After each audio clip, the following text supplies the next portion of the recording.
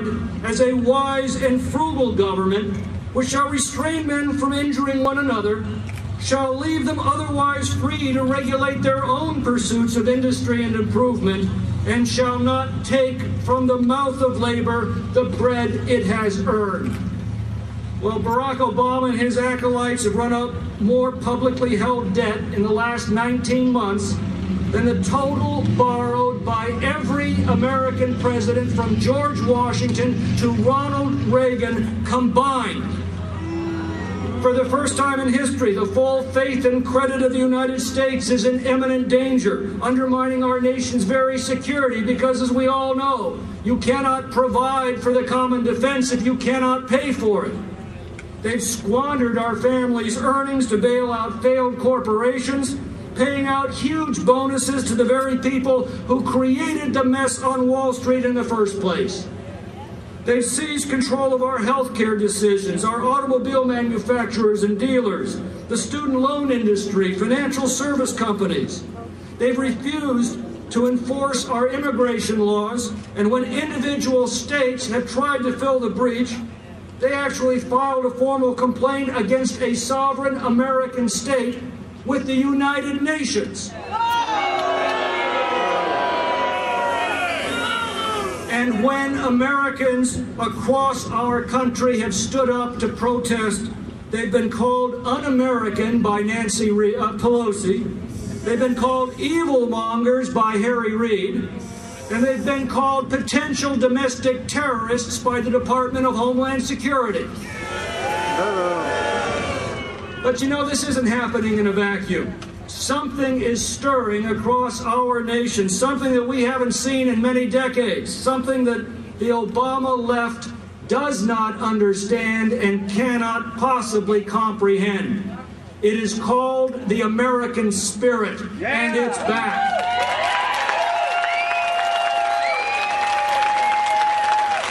It's right here at this rally and at other rallies like it across the country today.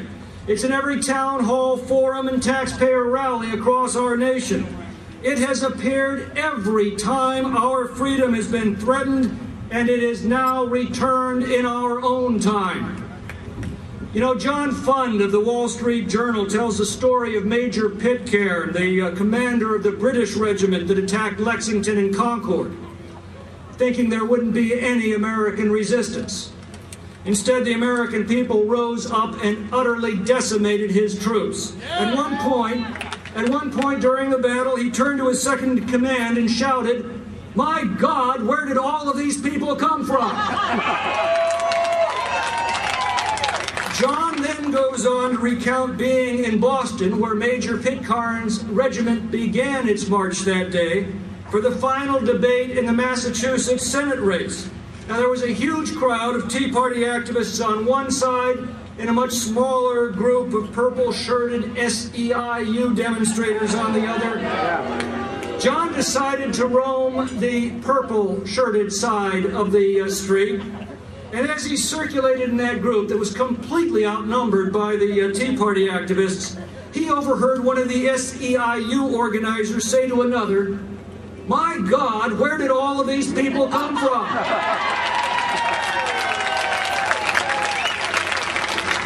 You know, the debates in our nation's capital are merely a reflection of a much larger debate that's going on all across our country. It's a debate that's going on at coffee shops and town hall meetings. It's going on over backyard fences and family dinner tables.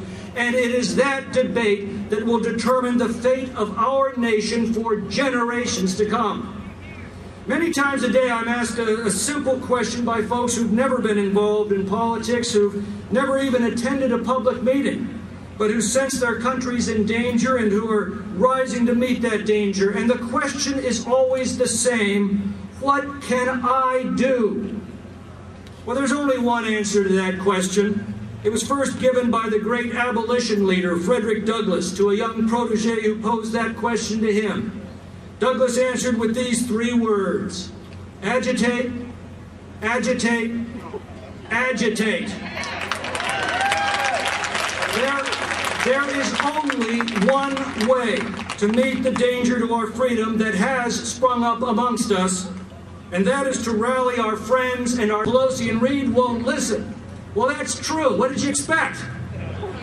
But the voters are listening. You know, when Barack Obama took the oath of office, he scored plus 28 on the Rasmussen Presidential Popularity Index, plus 28. Last week, he hit minus 24.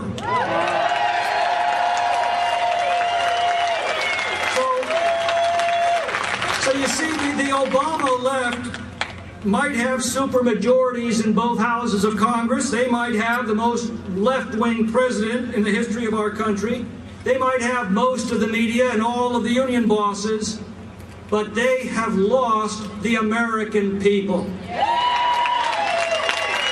Your voices in every form that you can find every day have made the difference. And if you'll just keep it up, just keep doing what you're doing today, every day, history guarantees only one outcome. You will have saved our country.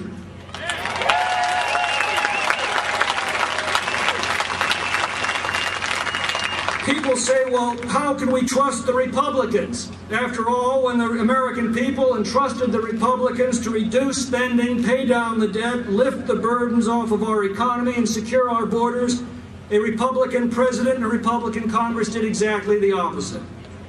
Well, you folks know how hard I fought against that very regime in Sacramento all those years, and I cannot explain or excuse the failed Republican leadership during the Bush years. But I can tell you this. Almost all of the Republican leaders in Washington who broke faith with the American people were turned out of office in 2006 and 2008. And they have been replaced by a fiercely determined group dedicated to restoring American founding principles of individual freedom and limited government to the very center of our public policy.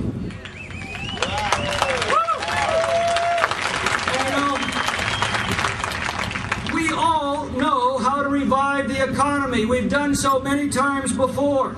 When the unemployment rate last hit 10%, it was 1983. Ronald Reagan responded by reducing the burdens that government had placed on our economy and by restoring individual freedom to make our own decisions again. And the result was the biggest peacetime economic expansion in our nation's history. John F. Kennedy did the same thing in the early 1960s with the same result. Harry Truman did the same thing in the mid-1940s with the same result. In fact, in 1945, Truman abolished the excise profits tax. He dramatically lowered personal and corporate income taxes. In 1946, Truman slashed the federal budget from $85 billion down to $30 billion in a single year. He fired 10 million federal employees.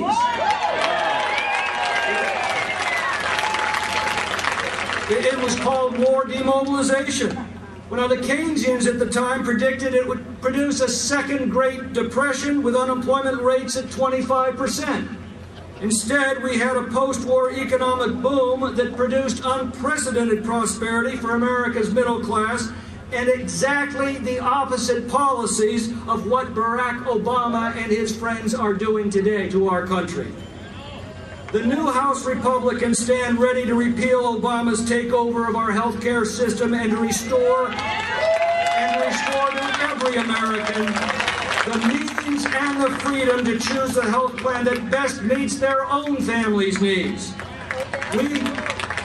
We stand ready to lift the crushing regulations that are destroying American commerce and the crushing taxes that are sending our jobs overseas. We stand ready to secure our borders and restore the sovereignty of our nation.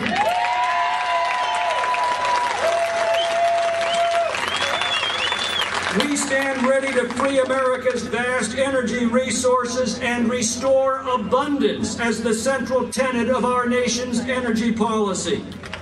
We stand ready to reduce the obscene